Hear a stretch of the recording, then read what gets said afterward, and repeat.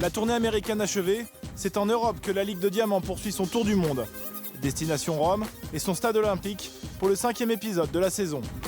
Attendu par tout un stade, Usain Bolt effectuait sa grande rentrée sur 100 mètres pour un duel au sommet avec l'homme en forme de ce début de saison, l'Américain Justin Gatlin.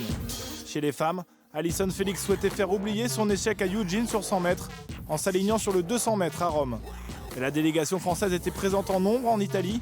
Renaud Lavillenie au saut à la perche, Teddy Tambo au triple saut et Pierre-Ambroise Bosse sur 800 mètres sont les hommes à suivre dans le camp tricolore. Son retour est guetté par les fans, autant qu'il est craint par ses adversaires. À Rome, le roi Usain Bolt revient sur l'une des terres de ses exploits, là où il a si souvent brillé par le passé. Handicapé par une légère blessure en début de saison, le double champion olympique du 100 mètres se s'est attendu pour sa première course sur le vieux continent. Auteur d'une timide rentrée en 10 secondes 09 aux îles Caïmans le 8 mai dernier, Bolt a eu tout le loisir d'observer la montée en puissance de Justin Gatlin, son principal adversaire du jour. Vainqueur à Eugene en 9 secondes 88, l'Américain débarque à Rome en pleine confiance, auréolé de la deuxième meilleure performance mondiale de la saison. Mais dans le cœur des supporters italiens, Bolt reste bel et bien le numéro 1.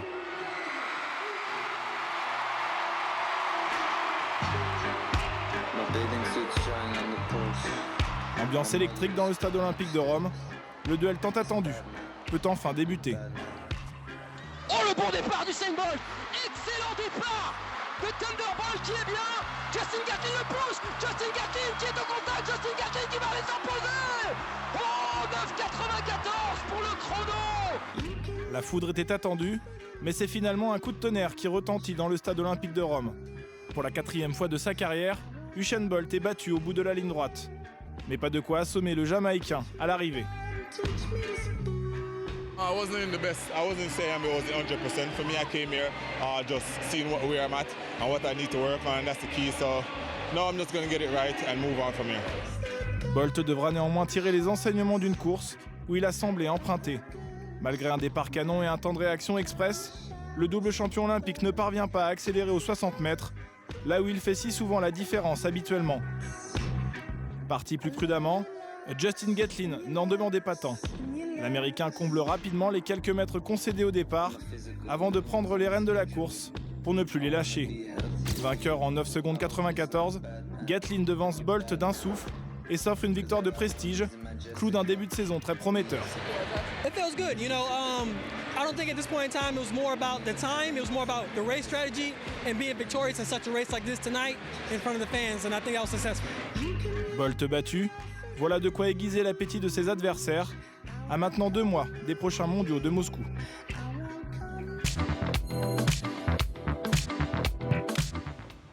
Leur duel de fin de course à Doha avait été l'un des moments forts du meeting qatarien. Pour leur retrouvaille à Rome sur le 1500 mètres, Abeba Aregawi et Genzele Dibaba promettent à nouveau d'assurer le spectacle sur la piste du stade olympique. Victorieuse à Doha et à New York, la néo-suédoise endosse logiquement le costume de favori au départ de la course. Mais la championne d'Europe en salle se méfie de Dibaba. L'Éthiopienne est en effet allée engranger de la confiance à Shanghai en s'imposant sur 5000 mètres. S'élance alors une course tactique où l'indiscipline de la lièvre ne vient même pas perturber la stratégie des deux protagonistes. Placés en embuscade dans le peloton de tête, Dibaba et Aregawi s'observent jusqu'à 300 mètres de l'arrivée, le moment choisi par la néo-suédoise pour attaquer son adversaire. C'est parti, regardez Aregawi qui a mis le clignotant. Genzebe Dibaba, elle, c'est la course inverse de ce qu'on avait vu à Doha. Cette fois, c'est Aregawi qui emmène et Genzebe Dibaba qui tente de la surprendre. Foulée fluide, rythme régulier, la fusée Aregawi s'envole alors vers la ligne d'arrivée. Dibaba ne peut plus suivre et concède plus d'1 seconde à son adversaire. Vainqueur en un peu plus de 4 minutes, Aregawi confirme son statut. Avec 3 victoires en 3 courses cette saison, elle est bel et bien la patronne du 1500 mètres.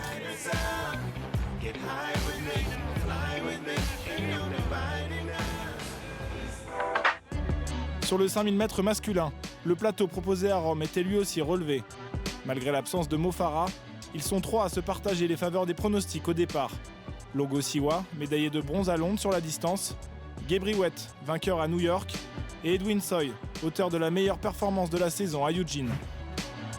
Après un début de course mené au train, Gebriwet décide de durcir le rythme aux 2000 mètres.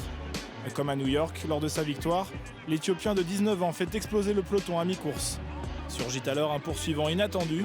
Yenyu Alamirou s'invite aux avant-postes en compagnie du Kenyan Kipcoach. Mené de bout en bout par Gebriwet, la course s'emballe finalement dans les 400 derniers mètres. Le moment choisi par Alamirou pour placer une accélération meurtrière. Alamirou qui est fort, qui va essayer d'attaquer en virage. Il attaque Alamirou, il attaque dans le virage à l'extérieur. Mais il parcourt plus de terrain. Et il passe. Gebriwet n'est pas capable de résister. Et Alamirou est parfaitement lancé. Une pointe de vitesse incroyable dans le dernier 100 mètres. Au bout d'une dernière ligne droite impressionnante, Alamirou s'adjuge sa première victoire en Ligue de Diamant cette saison. En 12 minutes 54 secondes et 95 centièmes, l'Éthiopien de 23 ans signe également la meilleure performance mondiale de la saison. À Rome, le 5000 mètres s'est peut-être trouvé une nouvelle tête d'affiche. À 2 mois des championnats du monde de Moscou, la lutte pour la suprématie mondiale n'a jamais semblé aussi ouverte sur la distance.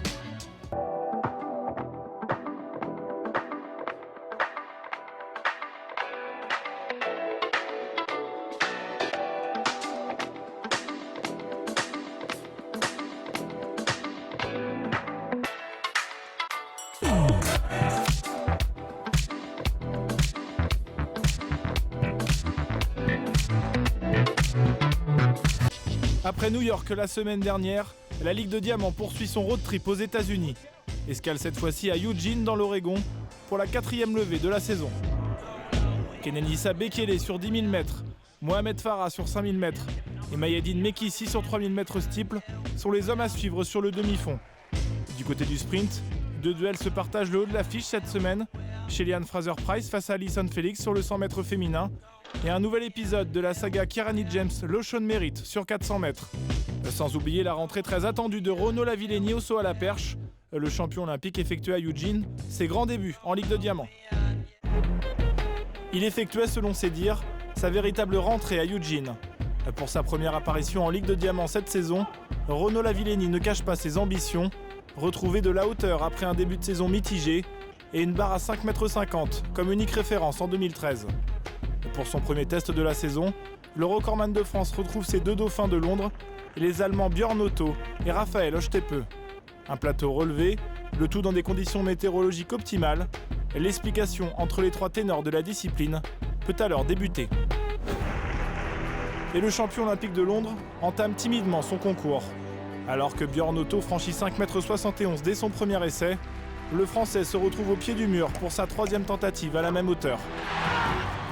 Barre franchie à 5,71 m, Lavillenie lance son concours et s'offre même une impasse à 5,78 m pour s'attaquer à une barre à 5,84 m. Le Français pense prendre l'ascendant en franchissant la hauteur dès son premier essai. C'était sans compter sur Raphaël Ostepe qui limite quelques minutes plus tard avant d'échouer à 5,90 m. Mais un Allemand peut en cacher un autre. Björn Otto prend le relais et franchit 5,90 m à son 2e essai. De nouveau sous pression, Renaud Lavillenie ne limite qu'à sa 3e tentative. Galvanisé par cette adversité, le Français décide alors d'asséner le coup de grâce à 5,95 m. Deuxième essai à 5,95 m, il n'a plus le choix. Il est mené pour le moment au nombre d'essais par Björn Otto et ça passe pour Renaud Lavillenie. Encore une fois, quel caractère de champion pour le Français. Meilleure performance mondiale pour le champion olympique qui répond avec autorité aux quelques interrogations nées d'un début de saison en demi-teinte. Malgré 3 échecs à 6 mètres, Lavillenie remet les pendules à l'heure à Eugene. Il devance Björn Otto et Raphaël Ostepe, un podium identique à ceux des derniers Jeux Olympiques et Championnats d'Europe. De bon augure, à 2 mois des prochains mondiaux de Moscou.